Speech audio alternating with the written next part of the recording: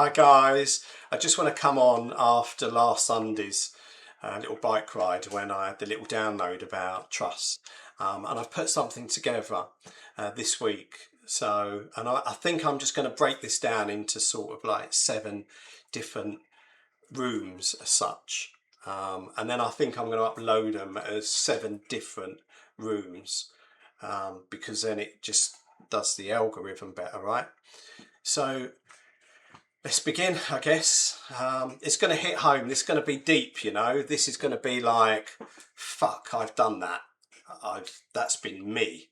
But that's the whole point with this, because you can never, how the hell do you move on with yourself if you can't admit to yourself you have a problem? And that problem could be situations like this. But hey, some people never have problems because they're so fucking perfect, right? So let's begin. Right, so trust broke here. So I talk in 7 different rooms, and everyone in this room has broken the trust. And everyone in this room has had trust broken. Now, that's not an accusation, it's just the count. Nobody gets through a life without both experiences happening to them and to the others. So today, let's go through it. And like I said, some of you were the ones who trusted, and the others, you were the one who was trusted and you didn't hold it up. Now some of you are still standing in one of these rooms right now, holding the pieces, not sure whether to sweep them up or leave them where they fell, so you remember not to do it again. Let's do this shit. You know it's going to hit hard, so pay attention. So room 1, friendship. You never really expect the knife to come from somebody who already has access to you. A stranger talking about you doesn't mean anything. Doesn't, you know, you don't really care, do you? You know, they don't know you. It's bothered. People have to just judge anyway, don't they? They don't know you, but a friend, someone you've let in, someone you've sat across from at your dinner table, nodded like they were on your side, or your bestie. Now that's a different type of cut, because it's not just what they said behind your back, it's that they kept showing up to your face like nothing happened. Smiling, texting, standing next to you at things, places. Now that betrayal was never the words, it was what were that they could look at you and lie with the whole body every single day you saw them, and you didn't clock it because friendship isn't supposed to require watching for that, and you letting your guard down, right? But now you watch with everyone, and that's the actual cost, not the friends you lost, but the ease you can't get back with the ones still standing there. Right, so that's that one complete. I love you, fam. Right, room 2. The first meeting. Before language, before the handshake even finishes, something in you has already made a call. About 4 seconds, that's roughly what it takes. Not a fact I'll ask you to fully verify, but close enough. And you already know it's true because you felt something happen intuitively. Something old in you, older than manners, reads the room before your manners get a vote. We like to say first impressions are shallow, unreliable. Give people a chance, we say. But here's the harder truth. That first read is often the most honest data you'll ever get on a person, because it arrives before the hope has a chance to edit it. Right? You've ignored that read before. You know exactly who I'm talking about. You felt something tighten in the chest the moment they smiled, and you called it nerves. You called it first impressions aren't fair. It wasn't nerves, it was information. and you overruled it because you wanted the story to be different than the signal you hoped for with companionship. That's that one done, guys. Lots of love. Room 3, dating. Now, dating is really like an audition, isn't it? Where both people are pretending it isn't one. Like you're sussing them out, they're trying to suss you. It's like an audition. Got to be on your best behaviour. And here's what nobody tells you early enough. The pattern shows up in the first few months, right? Always, not eventually, not later. When they get comfortable, it was there in week 3. In a small moment, you filed under, well, that's not a big deal. The way they talked about their ex, the way they went quiet when you asked a direct question, and they tried to deflect it. That way, a promise had a small gap in that you decided not to notice. That trust was tested then. You saw it, you called it a phase, you called it, oh, just getting to know each other. It wasn't a phase, it was the whole book. You just only read the first page and decided you already liked it. You wanted the ending to be playing out how you wanted. So room 4, when you're in a relationship, okay? So when you're kind of like, yeah, we're seeing each other, telling all your friends, and it's like, oh, the exciting bit. So once trust is granted, most people stop checking. That's the quiet failure point nobody really talks about, because it doesn't look like a failure, it looks like comfort. Trust isn't a door you walk through once, it's a thing you renew on purpose over and over again. The same way you check a rope you're hanging your weight from. Most people check the rope once, feel it, hold it, and never really test it again. Fact. So you stopped watching because you decided you'd earned the right not to, because watching felt like distrust, and distrust felt unloving, and your feelings were at play, right? They were coming through from your heart. But somewhere in that gap, the one where you stopped paying attention is exactly where it broke.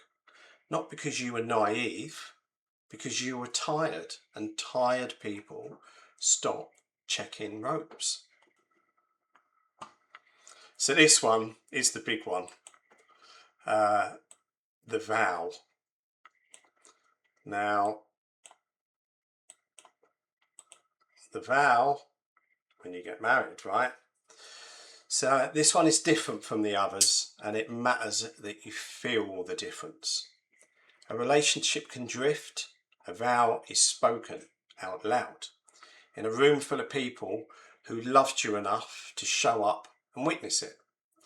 That you looked at another human being and used the word forever, on purpose, with your own voice, in front of witnesses.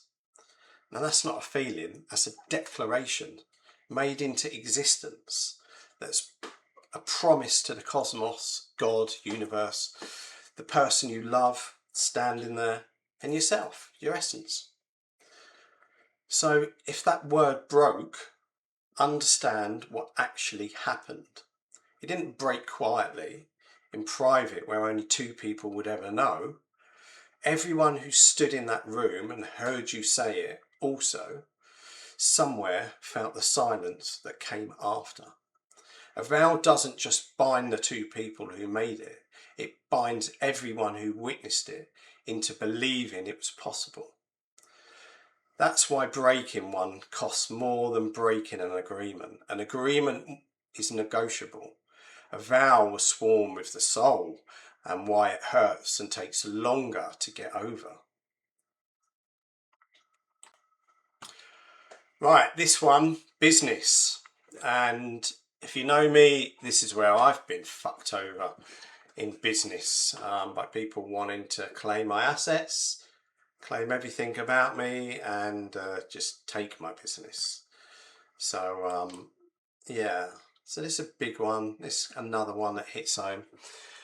So contracts exist because trust alone doesn't scale. Now that's not cynicism, that's just what a contract is for. Protects both of you. But here's what people who've built anything real already know. The paperwork was never the actual protection. You did that deal on a handshake because you liked them, because they made you laugh, because the meeting went well and they had a good history and you trusted them, right? I like them was never the metric. You just didn't have another one you trusted more. And when it broke, the paperwork didn't save you the way you thought it would, because by the time you're reading a contract to find out what you're owed, the trust has already gone. And they are scrambling about to change the contract or remove any paperwork so you cannot prove it. Haha, now that's a fact. They know you are onto them and they will need to cover their asses. The contract was never the relationship, it was just the autopsy written in advance. Now this one I covered on this last week, but I'm going to do it again. Now I'm in my little studio. So the trust with yourself. Now this is a room most people never walk into because it's the one where you're both the offender and the injured party all at once. Every broken promise to yourself teaches your own nervous system something.